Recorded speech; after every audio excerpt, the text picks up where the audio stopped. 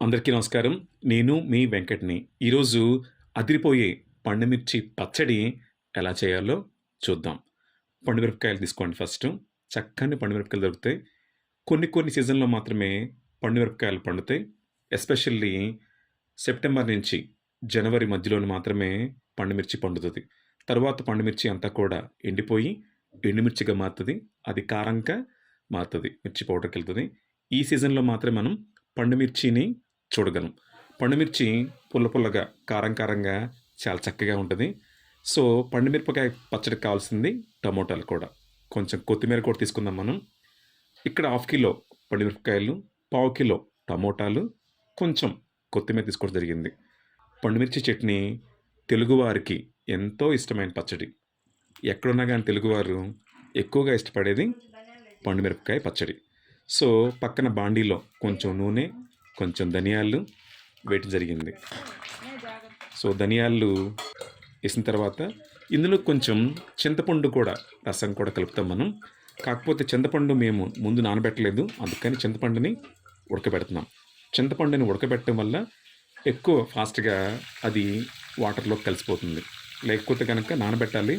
So, మేము అప్పటికప్పుడు అనుకున్నాం గనక జరుగుతుంది. పక్కన టమోటాలను చిన్న చిన్న ముక్కలుగా చేసి ఇలాగా ఉడకబెట్టాలి. నూనెలో వేయించాలి. పక్కన వేయిస్తూ ఉన్నాయి. ఈ పండుమిర్చి చట్నీ చేసుకున్న తర్వాత మనం అన్నంలో కలుపుకోవచ్చు.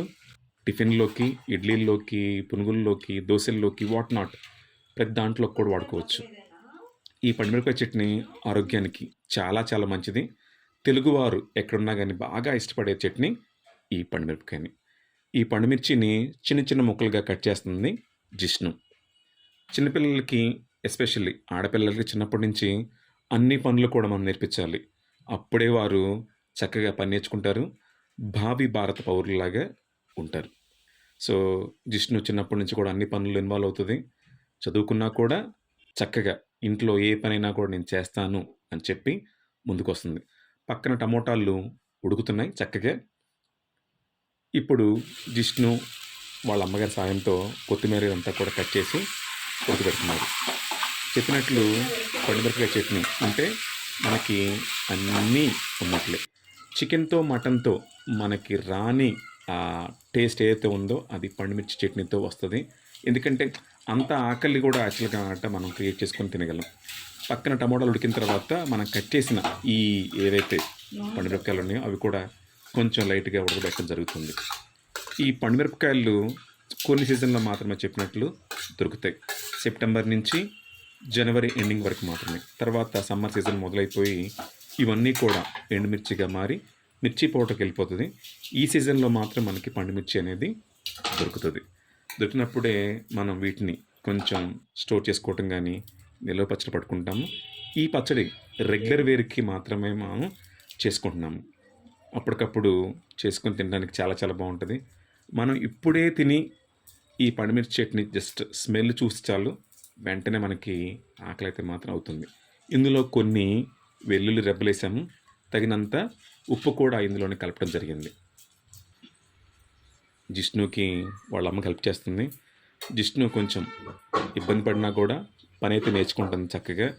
చిన్నప్పటి నుంచి నేర్చుకోవటం వల్ల వాళ్ళకొక ప్రాసెస్ అనేది అలవాటవుతది. కొన్నిసార్లు మనం చెప్పేది కోపంగా ఉంటది. అయినా కూడా పని నేర్చుకుంటారు పిల్లలు. నేనిచ్చే స్ట్రాంగ్ సజెషన్ ఏంటంటే చిన్నప్పటి నుంచి కూడా పిల్లల్ని ఇంటి పనుల్లోనూ, వంట పనుల్లోనూ అన్నిట్లోనూ ఇన్వాల్వ్ చేయాలి. అలా చేయటం వల్ల పిల్లలు పని నేర్చుకుంటారు. చక్కగా రేపొద్దున వారు వారి కుటుంబాన్ని చక్కగా తీర్చిదిద్దుతారు. There is no doubt. ఇప్పుడు మనకు చక్కగా మిర్చి ఉడికిపోయింది. అంతా రెడీ అయిపోయింది. బాండీల్లో చక్కగా కలర్‌ఫుల్ కనపడుతుంది వేడి వేడిగా. సో, ఇది కొంచెం చల్లబడాలి. డైరెక్ట్‌గా దీన్ని మనం మిక్సీ అయితే చేయలేం. ఒకవేళ గనక మన పల్లెటూరులో గనక రోలు, రుబ్బు రోలు ఉంటది. సో, అదైతే ఇంకా టేస్ట్ వస్తుంది. సో, మనకు ప్రస్తుతానికి ఈ రోలు అది లేదు కాబట్టి మిక్సీలో వేయాల్సిందే. టేస్ట్ అయితే డిఫరెంట్ ఉంటది. రోట్లో ఏసి దంచితే గనక ఆ టేస్ట్ అద్భుతంగా ఉంటది. మనకు రోలు లేదు గనక మిక్సీలో వేస్తుంది జిష్ణు.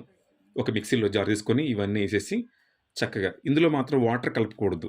ఎందుకంటే పండుమిర్చికి ఇట్‌సెల్ఫ్ వాటర్ ఉంటది. మనం గనక వాటర్ ఏస్తే అది ఫాస్ట్‌గా చెడిపోయే అవకాశం ఉంది.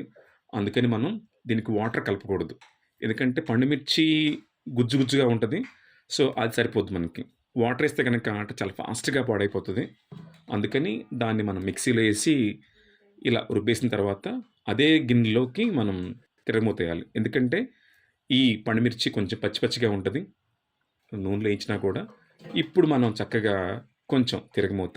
తిరగమోత అంటే కొంచెం నూనె, అందులోకి తిరగమోత దినుసులు, జీలకర్ర, ఆవాలు, పప్పు దినుసులు కొన్నేసిన తర్వాత, కొన్ని వెల్లుల్లి రెబ్బలు, కొన్ని కరివేపాకు, కొన్ని ఎండుమిరపకాయలేసేసి, అదేమో కారం రెడీ అయిపోయిన వేసి తర్వాత పండుమిరప ఏవైతే మనం రుబ్బామో ఈ వేసేస్తారా చట్నీ, దాంట్లోకి? ఈ తిరగమోతలో ఏసేస్తాం మనం.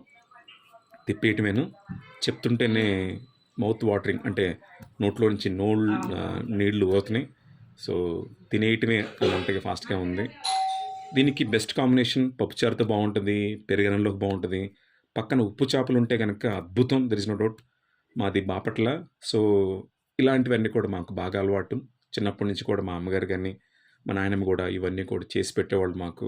అదే కల్చర్‌ని మేము స్టిల్ ఫాలో అవుతున్నాము. ఎక్కడ ఎప్పుడు చూసినా కూడా పండుమిర్చికి ఇట్టే అట్రాక్ట్ అవుతాను. తినాలి అన్న ఆలోచనతో. సో, వాళ్ళు చేస్తారు.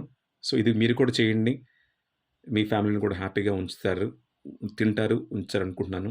సో, ఈ బటర్ చట్నీ చేసిన డిష్‌ను నాకు చాలా చాలా హ్యాపీగా ఉంది.